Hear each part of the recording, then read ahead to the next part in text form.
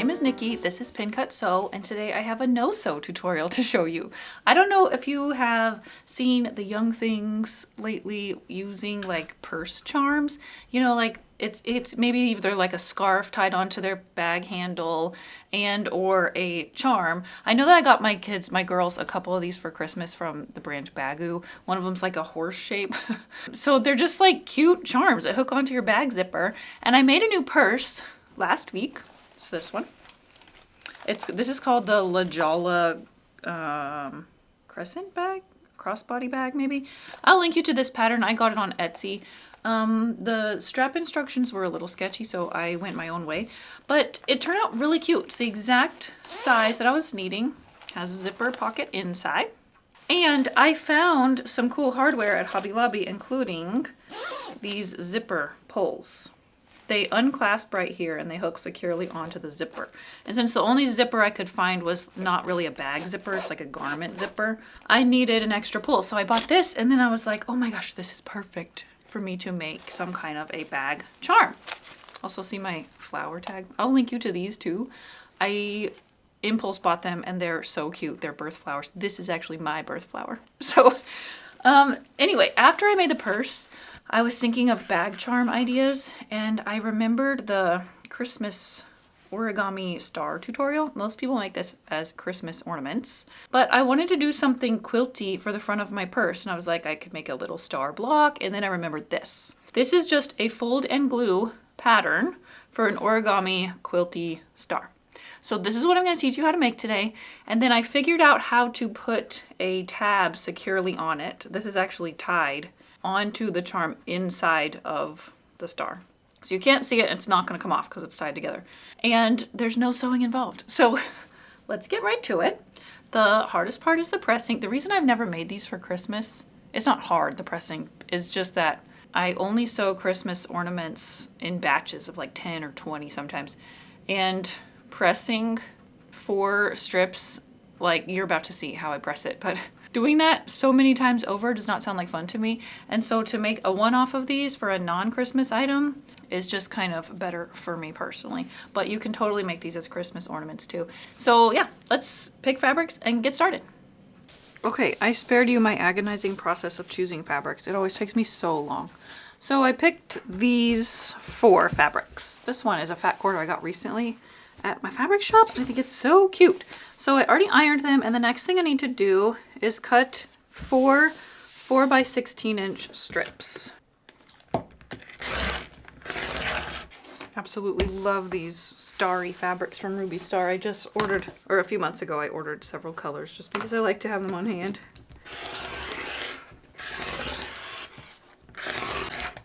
Okay.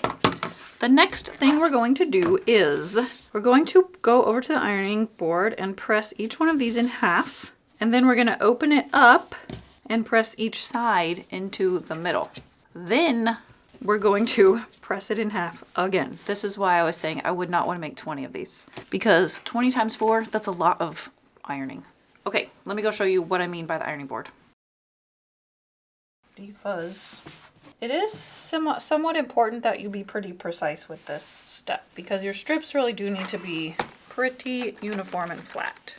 Iron is out of water. That's okay. So I pressed a crease in the middle just so that I can have a guide for pressing in each side, and I'm pressing each side into that middle crease. So now we have this, and I'm just going to fold it in half again and give it a good press with steam if I can go get some more water in my iron. There we go. So now I have this, and then you just do the other 3.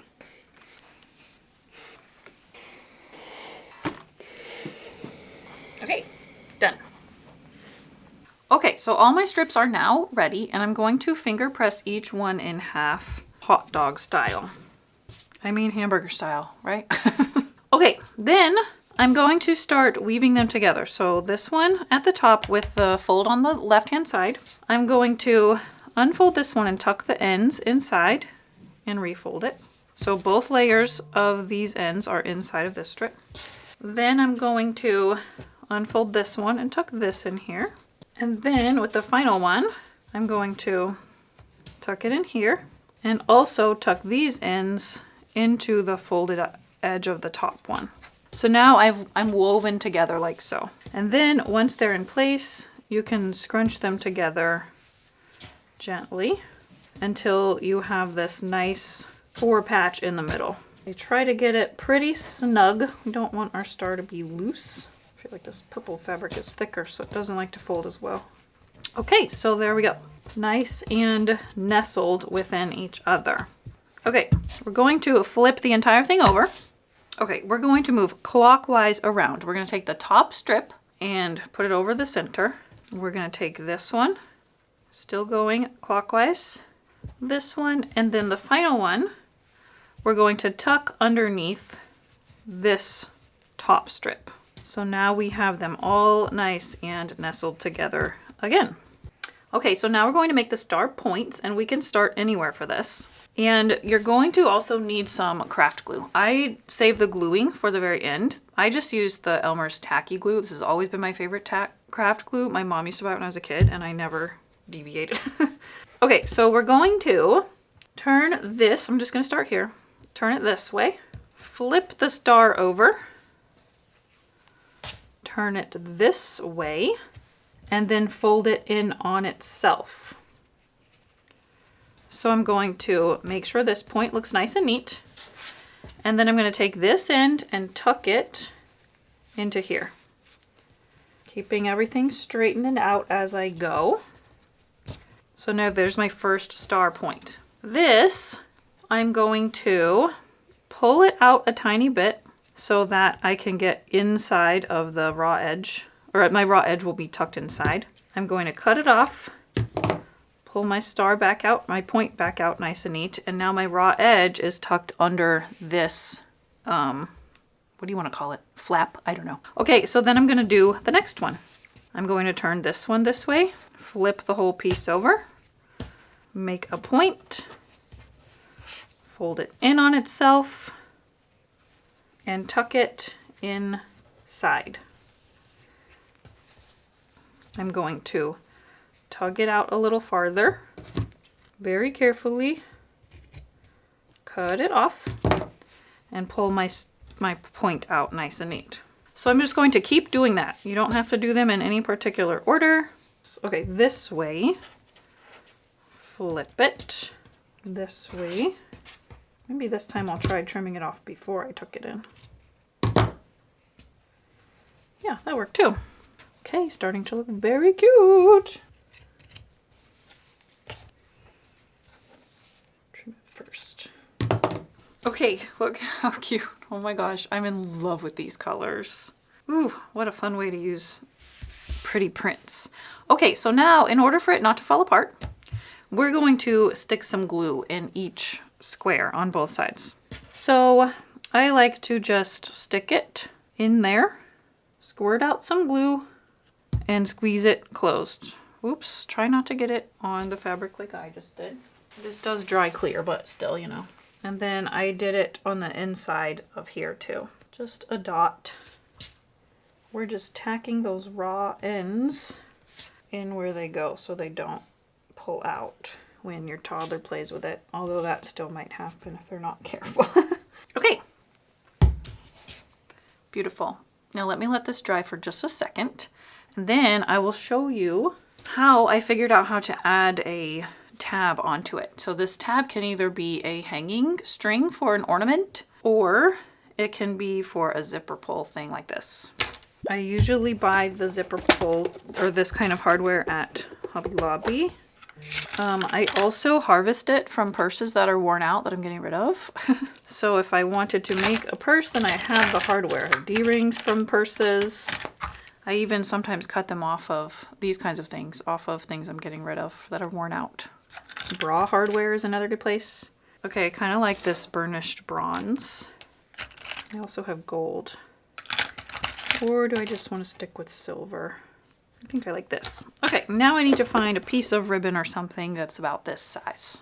Okay, I found this purple. I like grosgrain ribbon the best because it is stronger. Okay, so all you need is a safety pin. I cut 11 inches.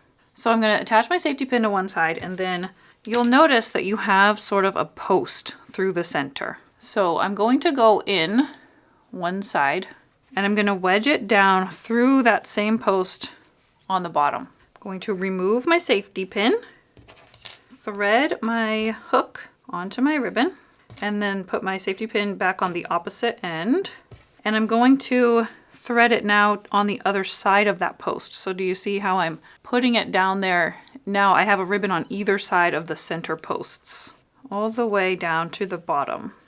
I'm gonna get it looking nice and neat on the top, so it's not twisty. I'm going to pull these down until it looks nice up here. Then I can tie these together, not so taut that it distorts the star. Tie those together, trim the ends short, and now I can pull one side so that the knot slips inside of the star. And now I have a nice hanging tab on my star. Isn't that pretty slick? I was kind of proud of myself for coming up with that solution.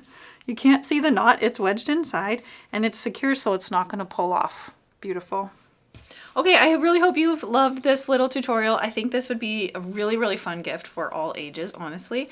And it would be a really, really fun no-sew craft project for teenage girls, or for your quilting group, or your church ladies, crafty people. I just think it's so cute and so fun. If you enjoyed this, please tell me about it in the comments. Or if you have made these and have suggestions or tips, let us know, or what you've used them for, other than Christmas ornaments, although now I'm kind of tempted to make them as ornaments too. Anyway, I'll see y'all soon. Bye.